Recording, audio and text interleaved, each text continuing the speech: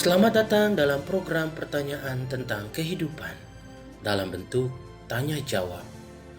Dan pertanyaan ini terdiri dari pertanyaan umum di mana layaknya para pendengar seperti Anda akan menanyakan pertanyaan yang mungkin mempunyai subjek penting yang berbeda, termasuk pertanyaan tentang Allah, Yesus, surga, dan doa. Tidak ada larangan dalam bertanya.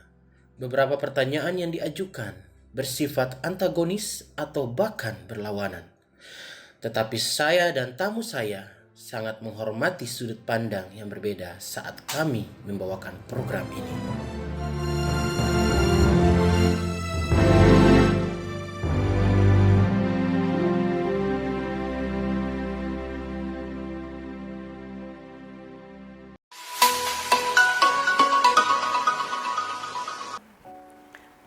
Ini juga Shirley dari Jakarta Barat juga bertanya, kapan waktu terbaik untuk berdoa?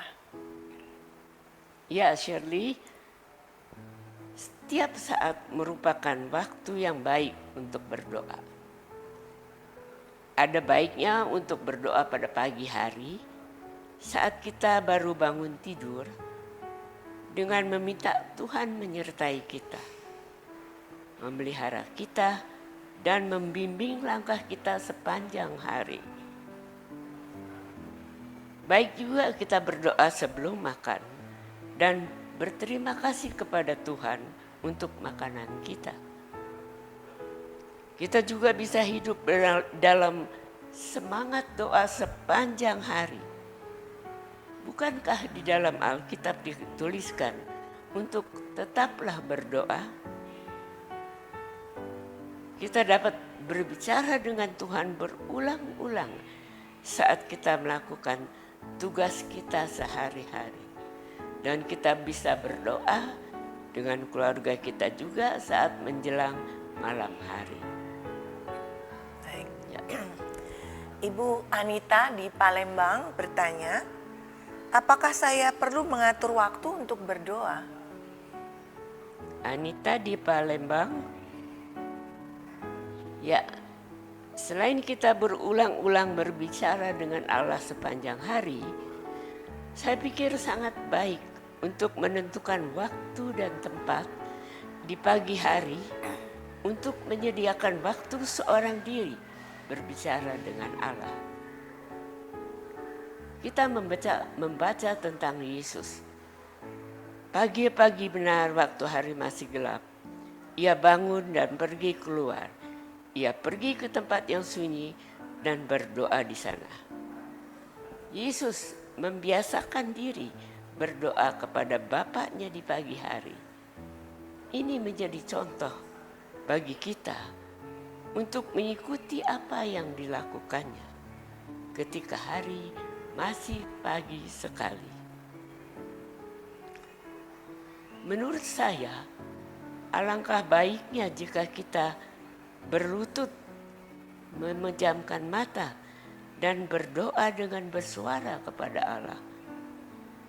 Berdoa dengan cara ini menunjukkan bahwa kita serius dan bersungguh-sungguh dengan waktu khusus kita untuk berbicara dengan Allah.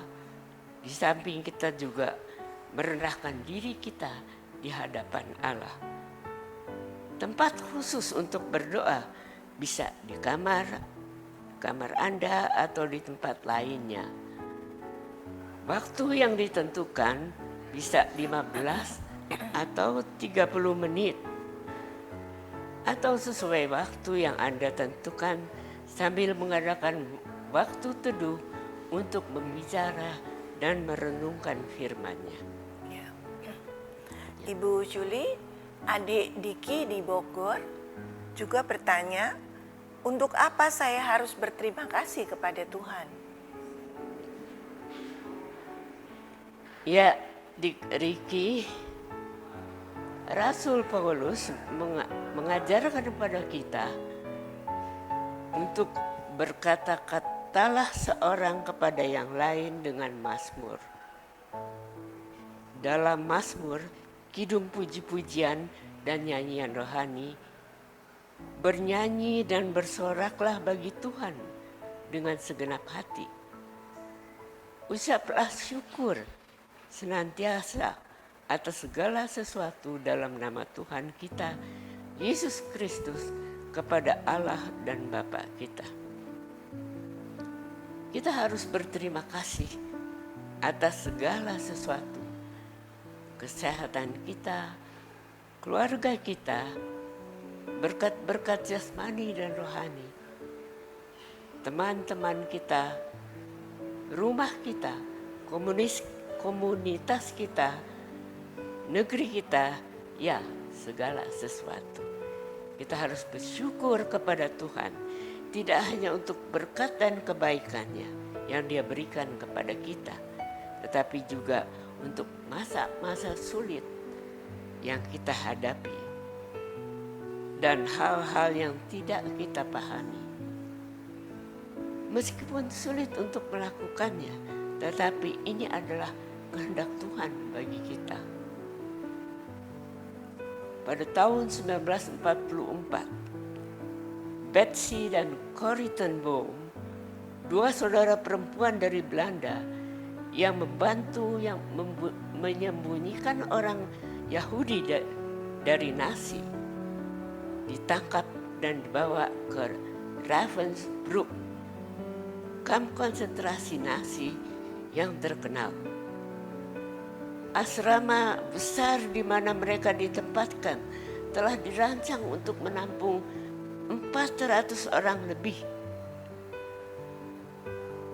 Tetapi lebih dari 1.400 wanita dipadatkan di situ dan masih banyak lagi yang datang setiap minggu. Saat kedua saudara perempuan itu berbaring di atas kasur yang kotor, mereka melihat tempat itu penuh dengan kutu. Betsy mendesak bahwa mereka harus bersyukur untuk asrama yang padat dengan wanita karena mereka dapat memberitakan tentang Yesus.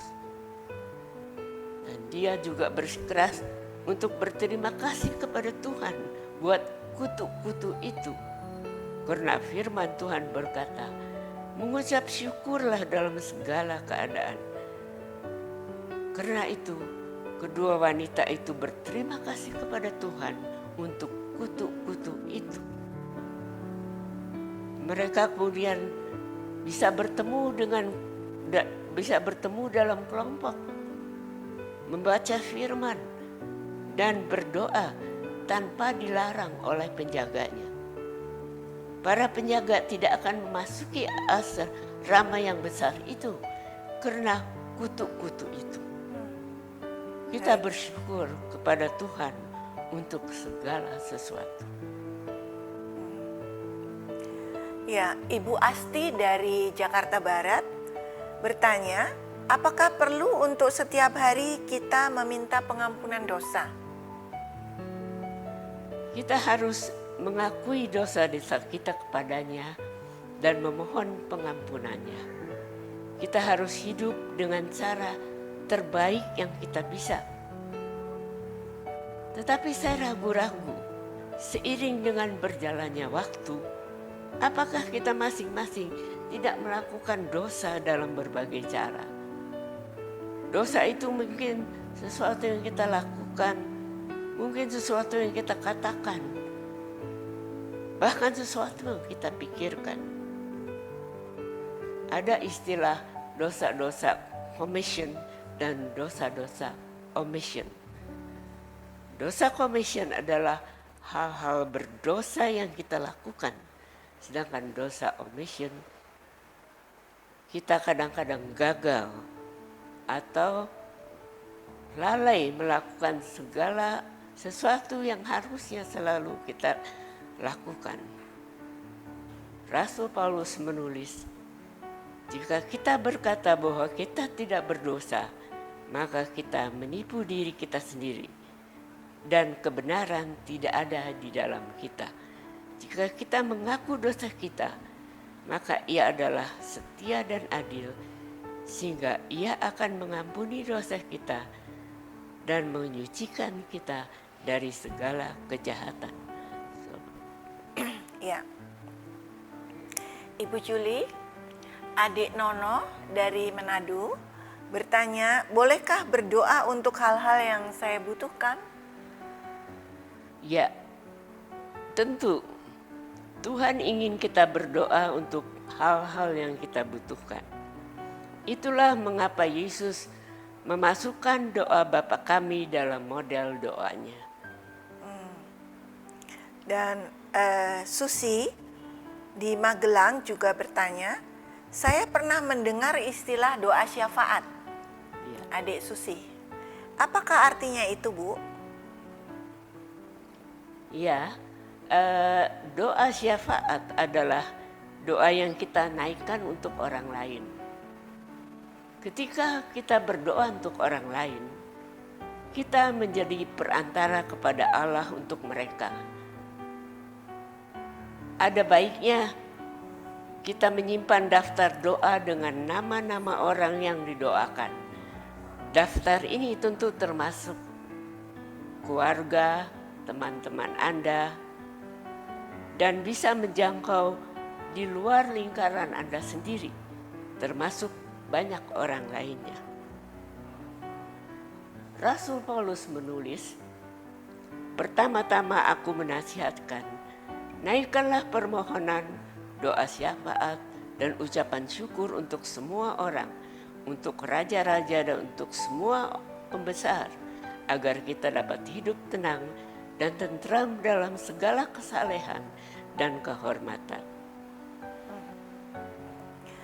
Ya, ini Bapak Toto di Batam, Bu, berkata, saya tidak setuju dengan semua yang baru saja Anda katakan. Mengapa kita harus berdoa untuk seorang penguasa yang mungkin saja dia jahat dan melakukan penindasan? Iya, Pak Toto di Batam, saya bisa memahami apa yang Anda katakan.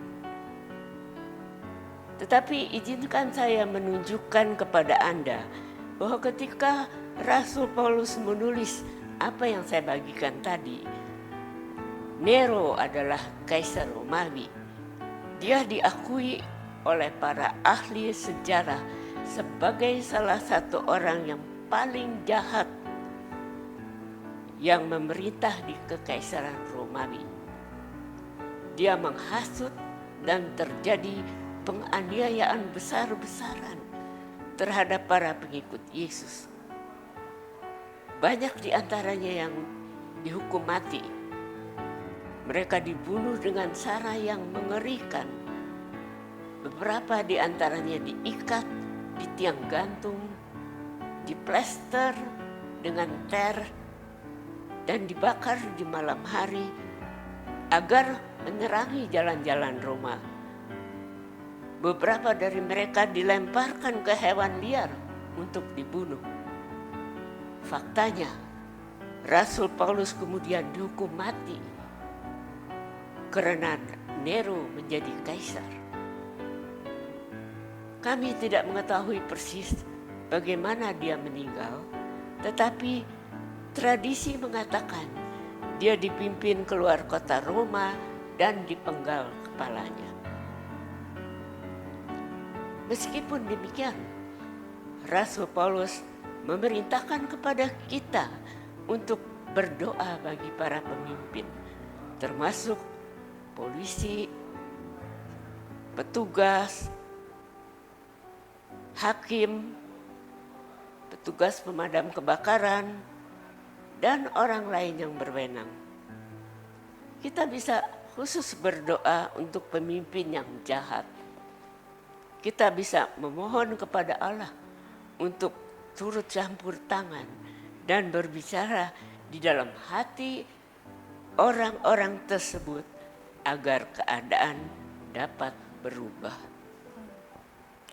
Ya, Ibu Tuti di Surabaya bertanya, apakah kita boleh berdoa untuk kesembuhan fisik atau jasmani?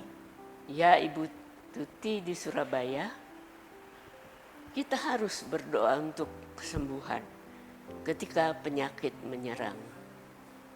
Alkitab memerintahkan agar kita mendoakan orang yang sakit. Juga Bapak Andre di Jakarta Selatan bertanya, apakah saya boleh berdoa untuk situasi keuangan saya saat ini? Ya Pak Andre, boleh saja untuk berdoa mengenai keuangan kita. Allah peduli setiap detail kehidupan kita dan Dia ingin kita datang kepadanya dengan segala kekhawatiran kita. Ya. Ibu Tuniem di Semarang mengatakan, keluarga saya akan menyangkal saya dan menyakiti saya secara fisik jika mereka menemukan bahwa saya adalah pengikut Yesus. Apakah yang harus saya lakukan? Ya, Tuniem. ya, Anda berada dalam situasi yang sangat sulit. Dan hati saya tertuju kepada Anda. Anda pasti berdoa bagi diri Anda agar Allah membantu, menguatkan Anda dan melindungi Anda. Anda bisa berdoa agar Allah bekerja dalam kehidupan anggota keluarga Anda. Berdoalah agar mereka menjadi pengikut Yesus. Mintalah kepada Allah untuk membantu Anda menjalani kehidupan yang benar di hadapan mereka. Terima kasih sudah berbagi. Ya, adik Jojo di Makassar bertanya, apakah Allah selalu menjawab doa, Bu? Ya, terima kasih telah mengajukan pertanyaan yang sangat sulit, Pak Jojo. Jawaban yang mudah adalah mengatakan bahwa kadang-kadang Allah menjawab dengan ya, kadang-kadang Dia menjawab dengan tidak, dan kadang-kadang Dia menjawab dengan tunggu. Kita harus berdoa bahwa kehendak Allah saja yang terjadi. Kadang-kadang kita meminta sesuatu di luar kehendak Allah. Jika Allah mengabulkan apa yang kita minta, kita bisa berada dalam masalah besar. Penulis teringat beberapa tahun yang lalu, penulis mendoakan cukup lama agar menggantikan kedudukan dalam hidup si penulis. Tuhan tidak mengabulkan permintaan si penulis. Sekarang ketika melihat ke belakang, penulis menyadari bahwa jika Allah mengabulkan permintaan si penulis, itu akan menjadi bencana besar.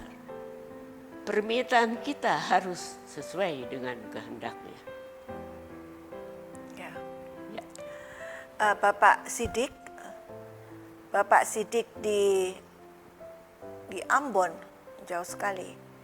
Dia bertanya, bagaimana dengan perang? Bagaimana seharusnya kita berdoa ketika bangsa-bangsa sedang berperang? Ya, terima kasih telah mengemukakan hal itu. Perang itu jahat. Keinginan Allah adalah agar semua bangsa-bangsa di dunia hidup dalam damai. Ketika ada perang, kita harus berdoa khusus untuk semua orang yang terlibat. Kita harus berdoa agar para pemimpin mencari perdamaian. Kita harus berdoa untuk pria dan wanita yang terlibat langsung. Kita harus berdoa untuk perdamaian. Allah mampu menghentikan perang. Dia melakukannya. Ini dapat kita baca dalam Alkitab pada abad ke-8 sebelum Masehi. Suria menukik dari utara dan menyerbu Israel. Sebuah kekuatan besar datang untuk menangkap Nabi Elisa. Suatu pagi pelayannya melihat keluar dan melihat pasukan Suria benar-benar mengelilingi kota mereka. Kemana saja dia memandang, tampak ada kuda dan kereta. Ketika dia memberitahu Elisa, sang nabi berdoa agar Allah membuka mata hambanya. Allah melakukannya. Dan lihatlah, bukit-bukit dipenuhi dengan kuda dan kereta berapi di sekeliling Elisa. Allah turut campur dan kekuatan penyerang dipukul dengan membutakan mata mereka. Dan perang dapat dihindari. Bertahun-tahun kemudian, tentara Asyur menyerbu Yehuda. Mereka mengepung kota Yerusalem dan komandan Asyur mengirim surat kepada Raja Hizkia agar menyerahkan diri sambil mengejek Allahnya.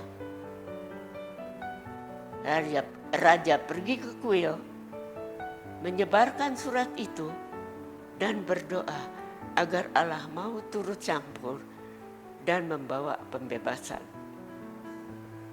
Tuhan menjawab doa Hizkia, dan malam itu seorang malaikat mengunjungi kam-kam Asyur dan membunuh 185.000 orang laki-laki. Orang Asyur membongkar perkemahan dan kembali ke Nineva dan meninggalkan Yehuda sendiri. Terkadang di zaman modern kita lupa bahwa Tuhan masih memiliki malaikatnya dan keinginannya adalah agar ada perdamaian di antara bangsa-bangsa. Ya. Baik, adik Mita di Malang bertanya, apakah doa kita bisa terhalang dan kadang-kadang tidak dikabulkan? Iya Bu Nita, kadang-kadang doa kita bisa terhalang dan tidak dikabulkan Allah. Ada beberapa hal yang dapat menghalangi doa kita menurut pertimbangan Allah. Firman Tuhan berkata, atau kamu berdoa juga tetapi kamu tidak menerima apa-apa karena kamu salah berdoa, sebab yang kamu minta itu hendak kamu habiskan untuk memuaskan hawa nafsumu. Kita harus datang kepada Allah dengan iman, percaya bahwa Dia ada dan bahwa Dia mendengar doa-doa kita.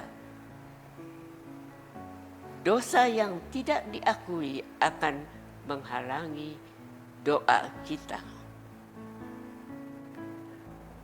Di Alkitab tertulis, seandainya ada niat jahat dalam hatiku, tentulah Tuhan tidak mau mendengar.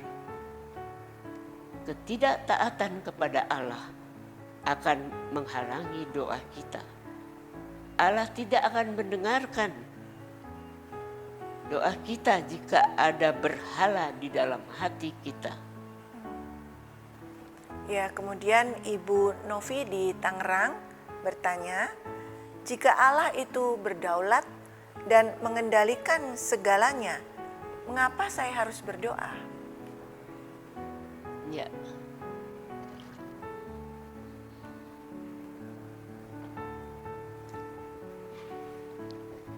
Allah berdaulat dan berkuasa atas alam semesta. Tapi Dia ingin kita berdoa dan bersekutu setiap hari dengannya. Dia telah memilih untuk mendengarkan doa kita dan menjawab permintaan kita. Kami telah sampai pada akhir program kami.